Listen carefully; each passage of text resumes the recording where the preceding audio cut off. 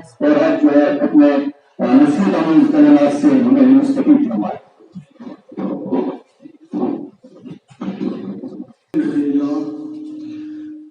الحمد لله نحمده ونستعينه ونستغفره ونؤمن به ونتوكل عليه ونعوذ بالله من شرور أنفسنا ومن سيئات أعمالنا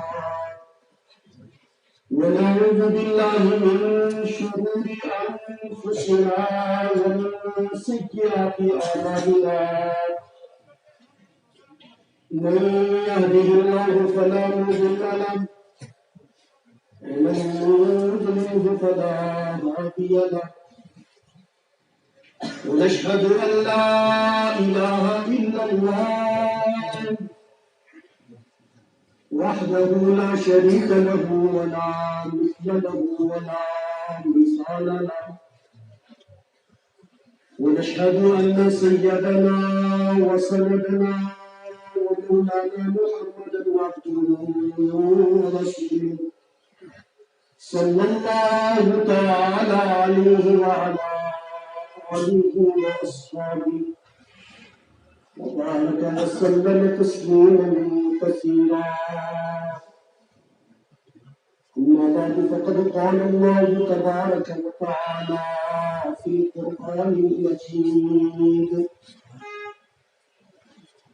أعوذ بالله من الشيطان الرجيم بسم الله الرحمن الرحيم اقرأ باسم ربك الذي خلق خلق الإنسان من علق اقرأ وربك الأكرم الذي علم ما لم يعلم وقال تعالى إنما أشكو بثي وحزني إلى الله صدق الله العظيم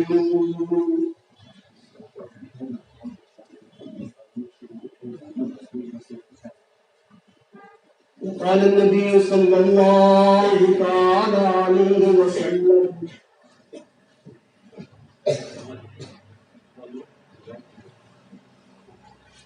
لن يؤمن أحدكم حتى يكون حلاله تبعا لما جئت به أو كما قال عليه الصلاة والسلام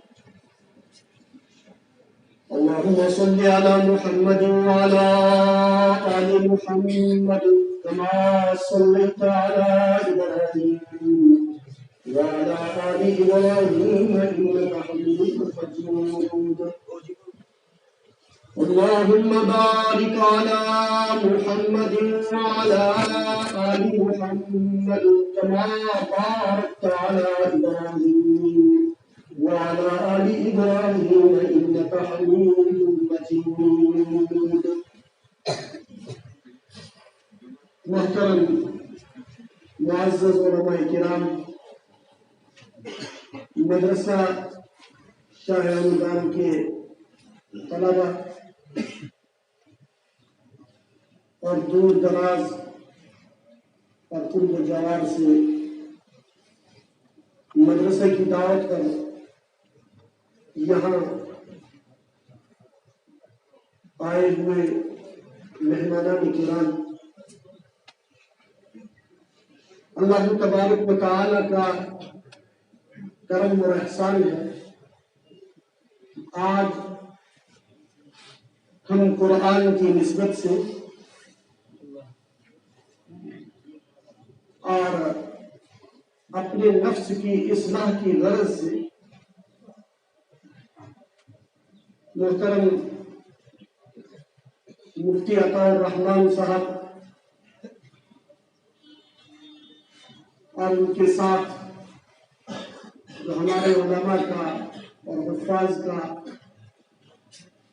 ایک گروپ ہے، ایک جماعت ہے، اس ادارے کی خدمت کی غرض سے یہاں جمع ہوئے، ان کی دعوت پر ہم سب جمع ہوئے۔ میں نے آپ حضرات کے سامنے دو قرآن کریم کی آیات مختلف مقام سے پڑھی. دوسری آیت جو میں نے آپ کے گوش گزار کی ہے یہ سورہ یوسف کی آیت ہے اور ہمارے حال کے ساتھ اس آیت کو اچھی خاصی مناسبت ہے. اسی غرض سے میں نے اس آیت کو یہاں چنا ہے. سیدنا یعقوب علی نبینا وعلیہ الصلوۃ والسلام جب یوسف علیہ الصلوۃ والسلام کی جدائیگی اور حضرت یوسف علیہ نبینا علیہ الصلوۃ والسلام کی مفارقت کے داغ سے ان کے سینے پر ان کے جسم پر نشتر چلتے ہیں، سینہ اندر سے کباب ہو رہا ہے. لڑکوں کے سامنے اپنے بیٹوں کے سامنے یوسف یعقوب علیہ نبینا علیہ الصلوۃ والسلام لاجواب ہیں کہ کیا کروں، اولاد کو پوسوں گا، ان کے لیے بد دعا کروں گا تو وہ بھی ایک پیغمبر کے لیے شایان شان نہیں، لہذا بد دعا تو دے نہیں سکتے. بھائیوں نے یوسف کو لیا اور واپس آ کر ابا جان سے یوں کہا اِنَّا ذَهَبْنَا نَسْتَبِقُ وَتَرَكْنَا يُوسُفَ عِنْدَ مَتَاعِنَا فَأَكَلَهُ الذِّئْبُ کہ ہم تو کھیل کود میں لگے ہوئے تھے اور بھیڑیا آیا، یوسف ہمارے بیگوں کی رکھوالی میں بیٹھا ہوا تھا، ہمارے سامان کی دیکھ بھال کے لیے رکھا ہوا تھا، اس کو بیڑی نے اٹھا لیا. فَأَكَلَهُ الذِّئْبُ بیڑیے نے اس کو اٹھا لیا. یعقوب علیہ السلام پریشان ہوئے، بیٹا چلا گیا ہے اور وہ بیٹا جو بڑھاپے کا سہارا ہے، جسے اللہ تبارک و تعالیٰ نے حسن و جمال کے علاوہ حسن سیرت سے بھی نوازا ہے، وہ یعقوب علیہ السلام کے لیے پوری توجہات کا مرکز ہے. وہی بیٹا چلا گیا. اب اندر نشتر چل رہی ہے، بیٹوں سے شکوہ کریں تو شکوہ کرنے کی گنجائش نہیں، کسی کے سامنے فریاد لے جائیں یہ پیغمبر کے لیے مناسب نہیں، کس کے سامنے لے جائیں. اور آخر میں ایک ہی در دکھتا ہے، ایک ہی دروازہ یعقوب علیہ السلام کو دکھائی پڑتا ہے، وہ دروازہ حضرت اللہ جل شانہ ہوتا ہے. یوں کہتے ہیں انما اشکو بثی و حزنی، میں اپنے دل کا درد اور اپنی غم اور پریشانی کو لیے چلتا ہوں کس کی طرف؟ اللہ، اللہ کی. بس صبر کر رہا ہے، دل اندر سے جل رہا ہے. یہی حال ہمارا ہے، ٹھیک یہی حال. جس طرف سے بھی کوئی آواز اٹھتی ہے، کوئی مصیبت آن پڑتی ہے تو ان کٹے پھٹے علاقوں پر پڑتی ہے. مسائب جہاں سے بھی آئے ہم ہی لوگوں پر آ پڑتے ہیں. جب بھی کوئی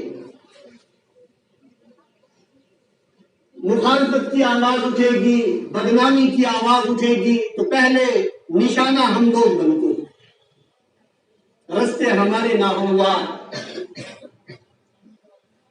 مصیبتوں سے ہم دو چار اور بدنامی کا شکار بھی ہم ہی دو.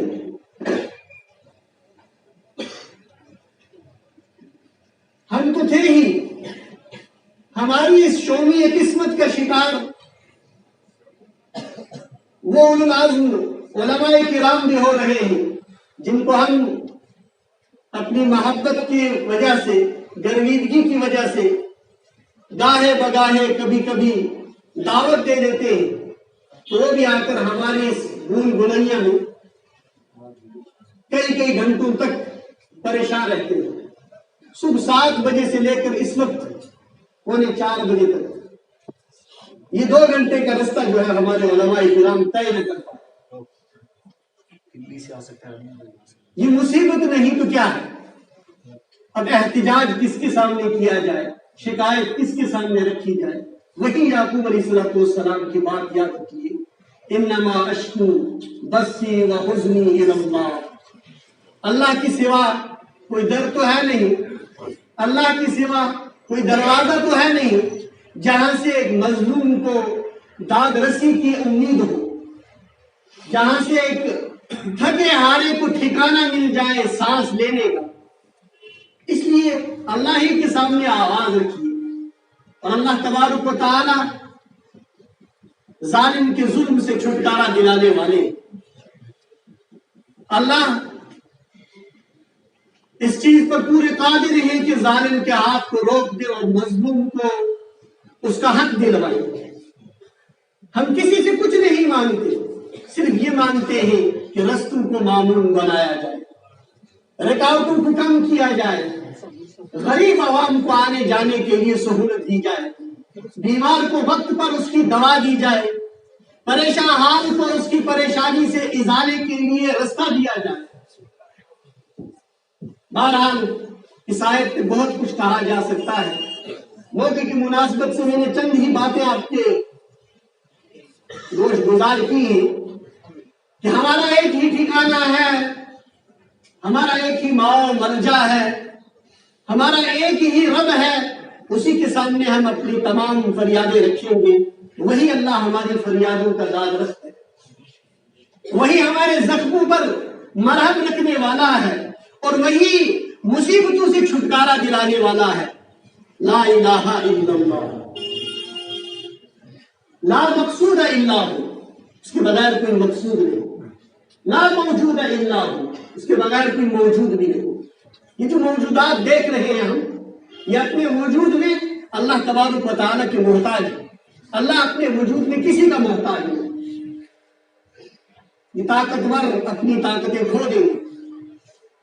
कुरान कहता है मालिकी यौमिद्दीन, एक दिन ऐसा होगा कि सारे बादशाह तरस रहे होंगे, देख रहे होंगे कोई हमें पानी का एक घूंट पिला दे, कोई हमें एक छोटा सा साया अता कर ले जहां अपने सर को हम छुपा ले, लेकिन कोई साया देने वाला नहीं होगा।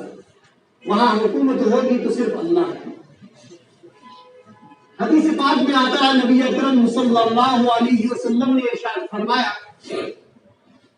कि जब तमाम मखलूकात, सारे के सारे मौजूदात खत्म कर दिए जाएंगे, आखिर पर तमाम ज़ीरूह जब खत्म हो जाएंगे तो मलकुल मौत को बुलाकर कहा जाएगा, तो मलकुल मौत बताओ कौन जिंदा है, कौन बाकी है? तो मलकुल मौत कहेंगे इलाहुल आलमीन, मैं हूं, जिब्रील अमीन है, ये अर्श को उठाने वाले फरिश्ते हैं, हामिलीन अर्श, इनके अलावा कोई और है नहीं। अल्लाह तबारक व तआला फरमाएंगे जिब्रील का काम खत्म हो चुका है, जिब्रील की रूह कब्ज कर दो, जिब्रील को मौत दे दो। अब हदीस में आता है कि जमीन और आसमान चीख उठेंगे, अर्श से आवाजें निकलनी शुरू हो जाएंगी, फरियादें आनी शुरू हो जाएंगी। इतने बड़े फरिश्ते को आज मौत आ रही है, जिसने कुरान लाया है, जिसने अल्लाह के अहकामात लाए हैं, मुताअ मुसम्मा अमीन का जिसको लक़ब मिला है कि वो अर्श में भी माना जाता है, वहां भी उसकी बात जो है वो मानी जाती है। बहरहाल अल्लाह के हुक्म के सामने हजरत इज़राइल जिब्रील की रूह को निकाल लेंगे। फिर हुक्म होगा इज़राइल अब कौन बचा है?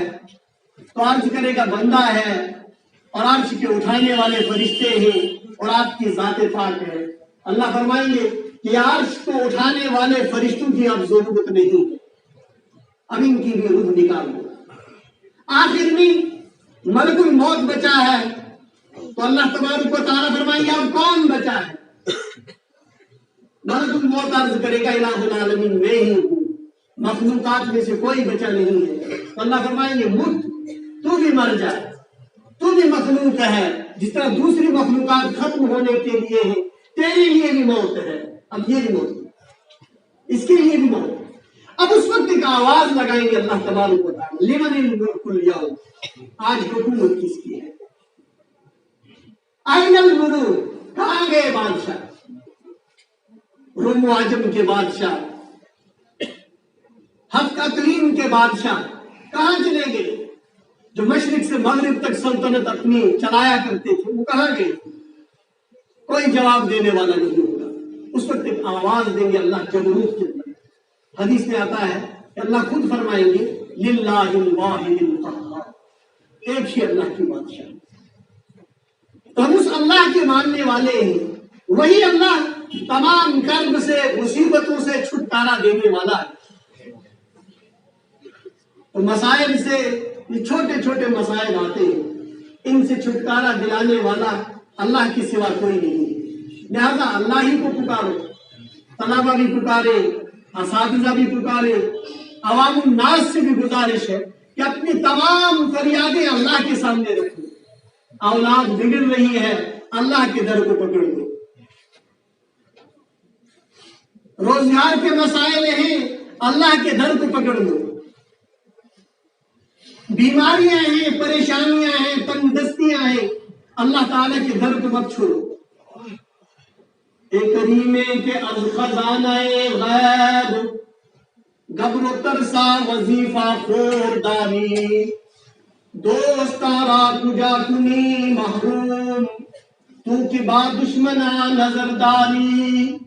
शेख रहमतुल्लाह अलैह, शेख सादी रहमतुल्लाह अलैह फरमाते हैं कि ओ करीम जात, तो आग के पुजारियों को भी खिलाता है, सितारा परस्त लोगों को भी खिलाता है, जो सितारे को खूबसूरत देखकर उसी के सामने माथा टेक देते हैं। जो तेरे वजूद के मुनकिर हैं, खुदा ही को नहीं मानते और दुनिया को कह देते हैं कि ये दुनिया खुद ब खुद वजूद में आई है। पानी का एक बगोला उठा, उसी से यह जमीन निकली, फिर ये जमीन फैलती गई और फिर आसमान। यह आसमान कोई चीज नहीं है, फलसफियों का यह अकीदा है कि आसमान कोई चीज नहीं है, बल्कि नजर जहां जाकर थक जाती है, फिर अंधेरों से गुजरती है, तो फिर नजर को जो चीज नजर आती है वो नीला ही नीला होता है। वो ये नीला आसमान नहीं है, यह आसमान की बजाय हमारी नजरें थक चुकी है, इसलिए हमें एक नीली तह दिखाई देती है, इसका कोई वजूद नहीं। फिर अर्श कहां, फर्श कहां, जन्नत कहां, दोज़ख कहां, हिसाब और किताब कहां? जो मर गया खत्म हो गया, मिट्टी के साथ मिल गया खत्म हो गया, ये उनका अकीदा है। लेकिन हमारा अकीदा ऐसा नहीं है। हम इस दुनिया को बजाते खुद वजूद में आया हुआ नहीं मानते। अल्लाह तबारक व तआला ने वजूद में लाई है। ये कारखाना, ये कुदरत का करिश्मा है, कुदरत का शाहकार है। इसको पैदा करने वाले एक जात है जो इसको चला रही है। ये हमारा अकीदा है। तो उसी जात को पुकार कर शेख रहमतुल्लाह अलैह फरमाते हैं इलाहुल आलमीन, तू ऐसा करीम है, ऐसा सखी है, ऐसा दाता है कि तू अपने दुश्मनों को भी खिलाता है। तेरे यहां सखावत का जो दस्तरखान बिछा हुआ है, ये दोस्ती के साथ मुंसलिक नहीं है कि जो तेरा है उसको खिलाए, जो तेरे सामने सजदा करे उसी के लिए रोजी तू खोल दे। दोस्तारा कुजा कुनी महरूम, तू अपनों को महरूम नहीं करेगा।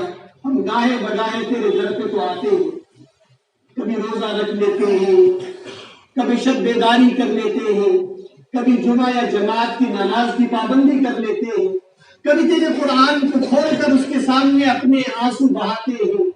बहरहाल किसी न किसी हद में हम तुझको मानने वाले हैं। तेरी तो है दोस्तारा तुझा कुनी महरूम, तू अपनों को कहां महरूम करेगा? तू के बाद दुश्मन का नजरदारी है। तेरी नजर रहमत तो दुश्मनों पर भी पड़ी हुई, तो उनको भी महरूम نہیں کرتا. اس ذات کے سامنے آنا ہے، اسی اللہ کو ماننا ہے، اسی اللہ سے مانگنا ہے.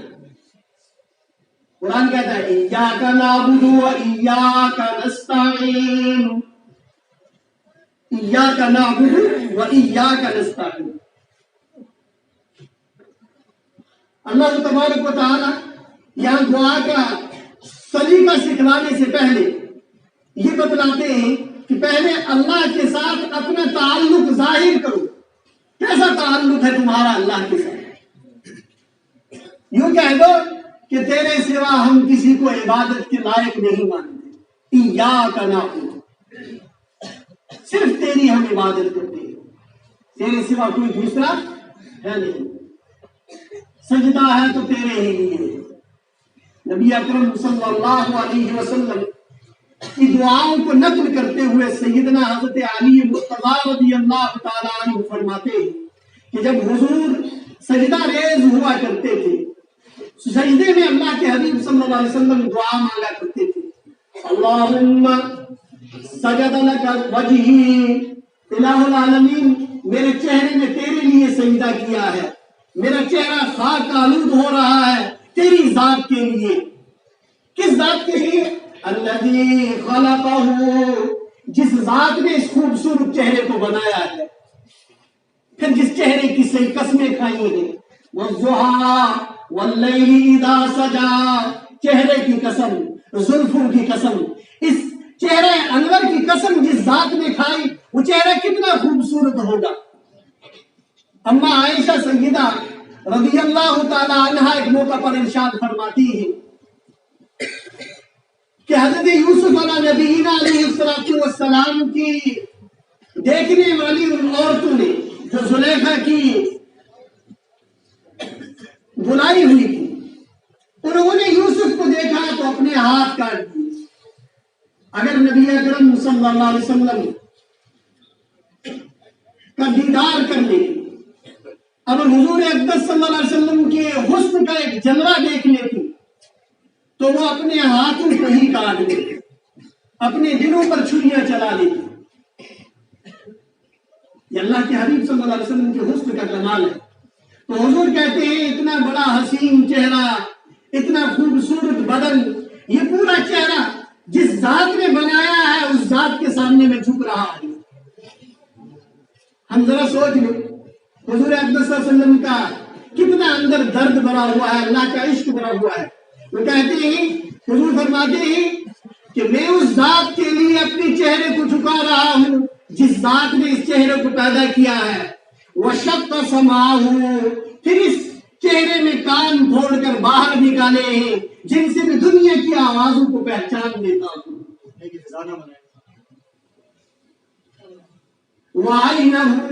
اور جس نے ان کی اس چہرے کے اندر آنکھیں سجائی ہیں جس سے میں دنیا کے حسن کا نظارہ کر لیتا ہوں.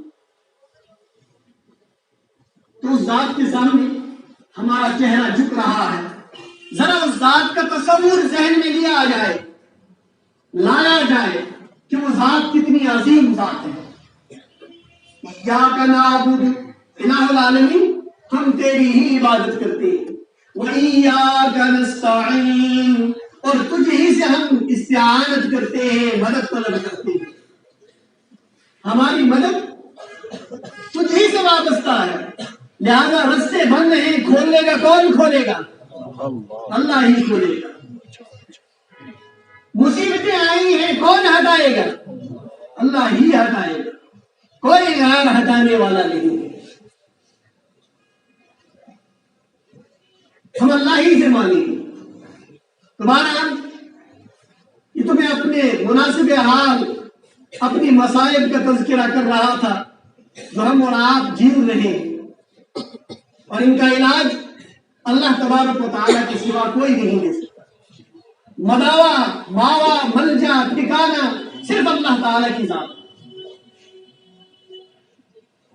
لا حول ولا قوت الا باللہ. کوئی طاقت، کوئی قوت اللہ کے دینے کے بغیر یا اللہ تبارک و تعالیٰ کے عطا کیے بغیر حاصل نہیں ہو سکتی. تو مانگیے صرف اللہ سے. اب دوسری بات جو میں مختصراً اس مجلس کے حوالے سے ذکر کر رہا تھا، ہماری جو اجتماعات ہوتے ہیں، جو ہمارے دینی محفلیں ہوا کرتی ہیں، اس کے بارے میں دو چیزوں کی وضاحت کرنا لازمی سمجھتا ہوں، تاکہ مجمع والے اور مجمع سے باہر جہاں جہاں تک آواز پہنچ رہی ہے ان کے ذہن سے اگر کوئی اعتراض ہو، اگر کسی کے ذہن میں کوئی اشکال ہو، کوئی شک ہو، شبہ ہو، وہ اس کو دور کر لے، اس چیز کو دیکھ لے۔ لہذا میں یہ گزارش کرتا ہوں نہایت ہی ادب کے ساتھ کہ یہ جو محفلیں ہوا کرتی ہیں ان کی دو مقصد ہیں۔ ایک مقصد تو یہ ہے کہ امت اپنے دین کی بقا کی غرض سے، اپنے دین کو آگے چلانے کی غرض سے اپنی جو نئی پود پیدا کرنا چاہتی ہے، نئی نسل کو دین کے ساتھ وابستہ کرنے کی اور ان کے درمیان ان کے اندر دینی شعور پیدا کرنے کے لیے جو امت ایک محنت کرتی ہے، مشقت کرتی ہے، اپنا مال صرف کرتی ہے، اس کا کچھ نتیجہ سامنے آ جائے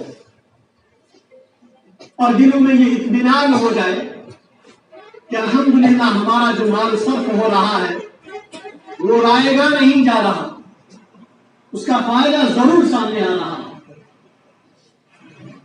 جہاں حفاظ تیار ہو رہے ہیں، علماء کرام تیار ہو رہے ہیں، دین کے داعی تیار ہو رہے ہیں، دینی فکر والے نوجوان تیار ہو رہے ہیں، دینی فکر والے، تدبر والے، جو قرآن کو سمجھنے کے لیے کوشش کر رہے ہیں، تو یہ ہماری کامیابی ہے۔ اس کو میں ایک حدیث شریف سے سمجھاؤں گا اور پھر ساتھ میں علامہ شامی رحمۃ اللہ علیہ ان کے قول سے سمجھانے کی کوشش کروں گا۔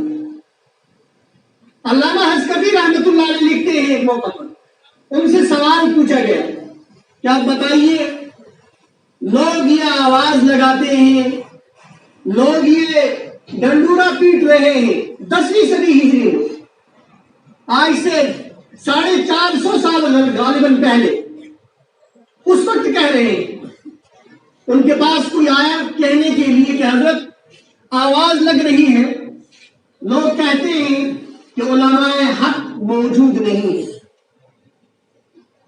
پیروی کس کی کریں، کس کے پیچھے چلیں؟ تو کہنے والے کا مقصد یہ تھا کہ ہمارے لیے اچھے علماء کرام جو اللہ تبارک و تعالیٰ کے حقیقی نمائندے ہوں، جو نبی اکرم صلی اللہ علیہ وسلم کی سنت کے حقیقی پیروکار ہوں، وہ موجود نہیں ہے، ہم کیا کریں، کس کے پیچھے چلیں؟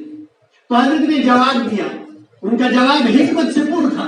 حضرت نے فرمایا کہ تمہارا یہ عذر کہ علماء حق نہیں رہے ہیں، یہ عذر قابل قبول نہیں ہے۔ اللہ تم سے اسی عذر پر اللہ تبارک و تعالیٰ تم سے راضی نہیں ہو جائیں گے یا تمہیں بخش نہیں دیں گے، بلکہ اللہ تبارک و تعالیٰ تم سے پوچھیں گے کہ اگر علماء حق نہیں رہے تھے، اگر کسی زمانے میں علماء حق کی جماعت مفقود ہو چکی تھی، ختم ہو چکی تھی، تو تم کو جو مال دیا تھا اس مال کو صرف کر کے، تمہاری صلاحیتوں کو صرف کر کے تم نے ایسی جماعت علماء کی پیدا کیوں نہ کی جن کے پیچھے چل کر تم اپنے دین کی رہبری حاصل کر لو۔ اور دوسری بات نبی اکرم صلی اللہ علیہ وسلم کی حدیث سے بتاؤں گا، جو حقیقت میں حضرت علامہ حسکبی رحمۃ اللہ علیہ کی اس بات کی بنیاد ہے۔ حضرت فرماتے نبی اکرم صلی اللہ علیہ وسلم کا ارشاد گرامی ہے، حضور نے فرمایا ان اللہ، بے شک اللہ تبارک و تعالی، یبعث، پیدا کرتا ہے، اٹھاتا ہے، فی کل زمان، ہر زمانے میں، ہر قرن میں، ہر چند سال کے بعد میری امت میں ایسے علماء کرام جو میرے دین پر آنے والے گرد و غبار کو دھو کر صاف کر دیتے ہیں، جو باطل پرستوں کی غلط بیانیوں کو نکال کر دین کی صحیح شکل علماء کی امت کے سامنے پیش کرنے والے ہوتے ہیں، جو قرآن پر آنے والے اعتراضات کا صحیح معنی میں سنت کے مطابق نبی اکرم صلی اللہ علیہ وسلم کی شریعت کے مطابق جواب دیتے ہیں. انتحار المبطلین، یہ اللہ کے حبیب صلی اللہ علیہ وسلم کے الفاظ ہیں. حضور نے فرمایا کہ باطل پرست لوگوں کی ریشہ دباریوں کا جواب دیتے ہیں. مثلا دین کے بارے میں یہ اعتراض پیدا کیا جاتا ہے کہ اس میں کچھ آیات ایسی ہیں جو بالکل پرانے زمانے کی عکاسی کرتی ہیں. پرانے زمانے کی عکاسی کرتی ہے. وہ زمانہ چلا گیا، اونٹوں کا زمانہ، گھوڑوں کا زمانہ، وہ کشتی کا زمانہ. اب تو زمانہ کافی آگے بڑھ چکا ہے. ایسی آیات کی اعاذ باللہ کیا ضرورت رہی؟ اب ان سے ہمیں کیا فائدہ؟ تو اس کا جواب آپ اور میں اس وقت تک نہیں دے سکتے جب تک ہمارے پاس علمی ذخیرہ موجود نہ ہو. مثلا ایک بدبخت کا تذکرہ ابھی چل رہا تھا کہ اس نے قرآن کریم کی چند آیات پر اعتراض کرنا شروع کر دیا. ان آیات کو انسانیت کے خلاف قرار دیا جاتا ہے، امن کے خلاف قرار دیا جاتا ہے، لہذا ان کو امن کی کتاب سے باہر نکالا جائے. امن کی کتاب سے باہر نکالا جائے. اسلام تو امن کا درس دیتا ہے، سلامتی کا درس دیتا ہے. اب اس کا جواب علماء امت نے دیا. علماء نے دیا اور جواب اس کا کہ آپ پہلے اپنے دماغ کا علاج کرائیں. آپ اپنے دماغ کا پہلے علاج کرائیں، پھر تمہارے دماغ کی جو نسیں، جو رگیں ڈھیلی پڑ چکی ہیں، جن میں ابھی کمزوری آ چکی ہے، جب وہ ٹھیک ہو جائیں گی پھر جا کر تم کسی عالم حق کے پاس بیٹھو گے، اپنے آپ کو بیمار، روحانی بیمار تسلیم کرو گے، اور وہ تمہیں سکھائے گا کہ قرآن کی کس آیت کا صحیح مطلب کیا ہے. قرآن کو سمجھنے کے لیے ظاہری عربی دانی کافی نہیں ہے. انسان نے چند الفاظ عربی کے رکھ لیے، گوگل پر سرچ کر لیا فلاں لفظ کا کیا معنی ہے، فلاں لفظ کا کیا معنی ہے، اقامت کا کیا معنی ہے، اطاعت کا کیا معنی ہے. جب چند الفاظ کو اس نے رکھ لیا تو اسی سے وہ کیا قرآن کا عالم بن جائے گا؟ کبھی نہیں.